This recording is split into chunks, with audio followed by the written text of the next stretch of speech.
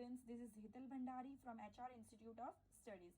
Now we are starting with chapter 1 of class 7 NCERT books, integers. Question number 8, let me read the question first. A cement company earns a profit of rupees 8 per bag of white cement sold and a loss of rupees 5 per bag of grey cement sold. The company sells 3000 bags of white cement and 5000 bags of grey cement in a month. What is its profit or loss? Now in the question दे दिया है कि एक single white cement bag बेचेंगे, cell करेंगे तो 8 रुपये का profit एक बैग पे होता है और लॉस ग्रे सीमेंट अगर बेचेंगे तो उसके ऊपर हर बैग के ऊपर 5 रुपये का लॉस होता है. क्लियर है? अगर वाइट सीमेंट बेचेंगे तो हर बैग के ऊपर हर पर बैग दिया हुआ वैल्यू हर बैग के ऊपर 8 रुपीज़ का प्रॉफिट मिलता है एंड ग्रे सीमेंट बैग बेचने पे हर बैग पे 5 रुपये का प्रॉफिट मिलता है. ओके. कंपनी ने 3000 white cement and 5000 grey cement के बैग्स बेचे, सेल किया है, तो कितना अल्टीमेट प्रॉफिट एंड लॉस होगा? तो 3000 वाइट सीमेंट है, वाइट सीमेंट बेचने पे 8 रुपीज़ पर बैग प्रॉफिट मिलता है, तो 3000 into 8 plus 5000 grey cement bag बेचे हैं तो ग्रे सीमेंट के एक बैग के ऊपर 5 रुपये का लॉस होता है. लॉस है इसलिए माइनस लिखेंगे, प्रॉफिट है इसलिए प्लस में लिखेंगे. ठीक है. लॉस को नेगेटिव इंटीजर से डिस्क्राइब करेंगे, इंडिकेट करेंगे. ठीक है. तो 5000 into -5 is equal to -25,000. So 24,000 plus -25,000, तो plus minus 24,000 minus 25,000 is equal to -1000. So profit and loss कितना हुआ? -1000. तो माइनस में आंसर है मतलब ये लॉस हो गया. अगर प्लस में आंसर होता तो ये प्रॉफिट होता. So company incurred a loss of ₹1000 in selling 3000 bags of white cement and 5000 bags of grey cement. अब नेक्स्ट क्वेश्चन क्या बोलता है? यही क्वेश्चन का नेक्स्ट पार्ट बी पार्ट क्या बोलता है? ठीक है. बी पार्ट ये बोलता है what is the number of white cement bags it must sell to have neither profit nor loss if the number of grey bags sold is 64,000. बोला कि ऐसे कितने तुम वाइट बैग सोल्ड करोगे तो तुमको ना प्रॉफिट होगा ना लॉस होगा. अगर तुमने ग्रे बैग 6400 बेचे हैं, अगर ग्रे बैग 6400 सेल्स किया है तो to find the loss incurred by selling the grey bags will be 6400 into rupees 5 per bag, that is a loss of rupees 32,000. Now it's a no profit no loss situation, so if the loss on grey bags is rupees 35,000, so the profit on white bags should be 32,000. The loss on grey bags is 32,000 rupees, so the profit on white bags should also be 32,000 rupees. So how can the profit on white bag be 32,000 rupees? So what quantity must be sold to incur a 32,000 rupees profit on selling of white cement bags? How many number of bags must be sold to incur exactly the loss amount of profit on the white cement bags sold?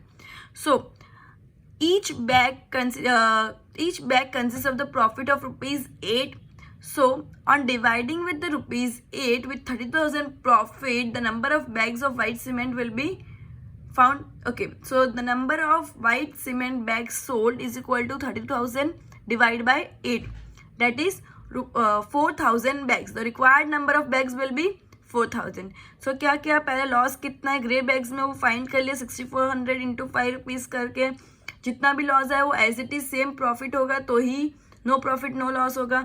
तो same profit कैसे होगा? Divide by 8 किया तो 4,000 bags sold करेंगे white cement के तो same amount of profit होगा. तो same amount of profit and same amount of loss मतलब क्या हो गया? No profit no loss. Okay. Now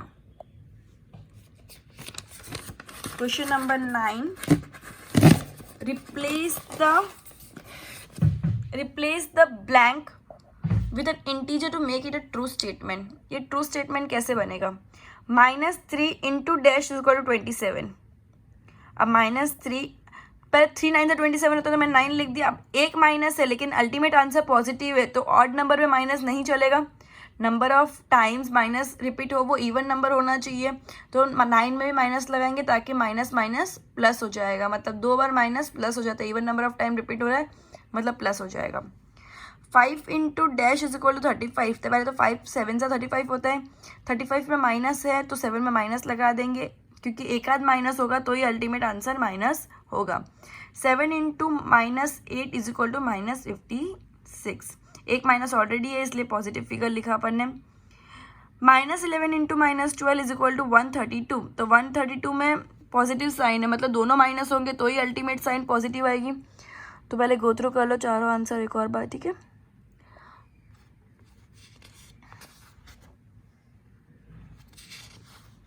okay, switching to exercise 1.4, what does it states.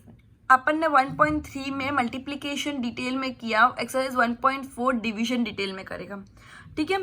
तो एक्सरसाइज 1.4 का सबसे फर्स्ट क्वेश्चन है evaluate each of the following. सिर्फ evaluate करना है, डिवाइड करना है, सिंपली आंसर लिख देना है, कोई इशू नहीं है। सिंपल, जितना डिवीजन और जितना मल्टीप्लिकेशन सिंपल था उतना ही डिवीजन सिंपल है।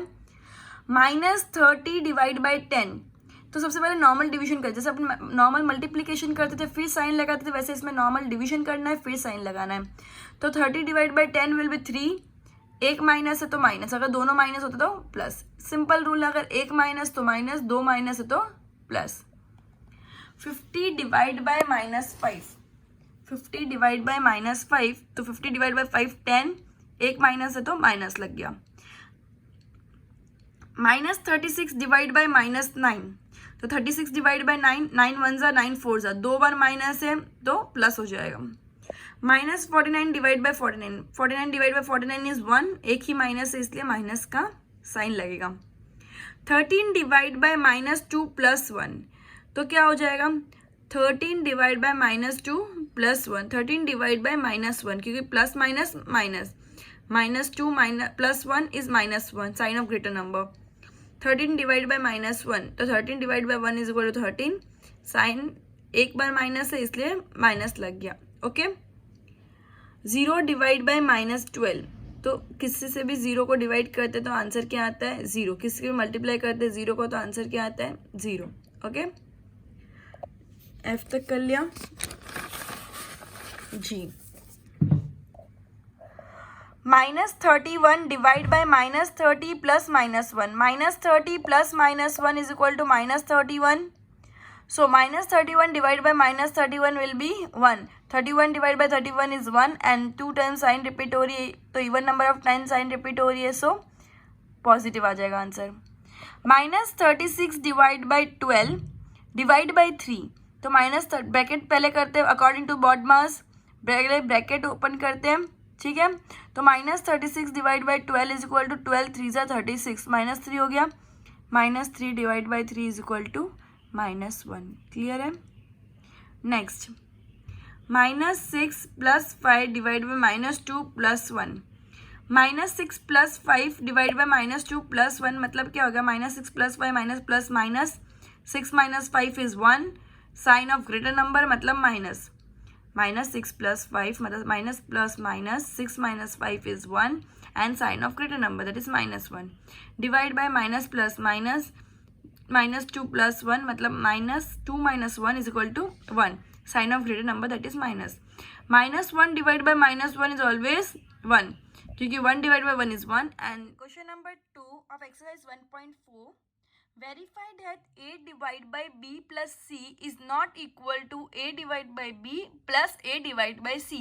ये कौन सी प्रॉपर्टी हुई, डिस्ट्रीब्यूटिव प्रॉपर्टी भी इसको नहीं लगती है, ठीक है। अब LHS is equal to a divide by b plus c, तो 12 डिवाइड a की वैल्यू है 12, b की वैल्यू है -4 एंड c की वैल्यू है 2, a की वैल्यू 12, b की वैल्यू -4 एंड c की वैल्यू है 2। a divide by b plus c that is 12 divide by -4 plus 2, minus plus minus 4 minus 2 2, sign of greater number that is minus, so 12 divide by -2 will be -6, 12 divide by -2 will be -6। Now RHS a divide by b plus a divide by c, therefore 12 divide by -4 plus 12 divide by 2, 12 divide by -4, 4 3 जा 12, minus की sign लगेगी because single time minus है, plus 12 divide by 2 that is 6, तो -3 plus 6 minus plus minus 6 minus 3 3, sign of greater number, The greater number is positive, so the integer will be positive. Now minus 6 is not equal to 3, therefore LHS is not equal to RHS. Go through kar lo. Next sum. A is equal to minus 10, B is equal to 1 and C is equal to 1. LHS A divided by B plus C is equal to minus 10 divided by 1 plus 1. That is minus 10 divided by 2. That is minus 5. Now A divided by B plus A divided by C, that is minus 10 divided by 1 plus minus 10 divided by 1. Minus 10 divided by 1 क्या होगा? Minus 10. Similarly minus 10 divided by 1 is minus 10. So minus 10 plus minus 10. Plus minus minus, तो minus 10 divided by minus 10 minus 10. Minus minus plus 10 plus 10, 20, sign of greater number, that is minus. So minus 5 is not equal to minus 20. So LHS is not equal to RHS. As minus 5 is not equal to minus 20. So LHS is not equal to RHS. Now switching to the next question.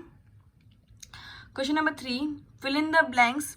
369 divided by dash is equal to 369. So 1. Minus 75 divided by 75 is equal to minus 1. Minus 206 divided by minus 206 is equal to 1 because minus minus दोनों cut जाएगा. 206 भी 1 से 206 होता है. Minus 87 divided by minus 1 is equal to 87. Minus 87 divided by 1 is equal to minus 87 and minus 48 divided by 48 is equal to minus 1. तुम लोग पहले normally divide कर लो. क्या करना है फिर माइनस की साइन अगर 2 हो या 1 हो उस हिसाब से माइनस की साइन प्लेस करेंगे. ओके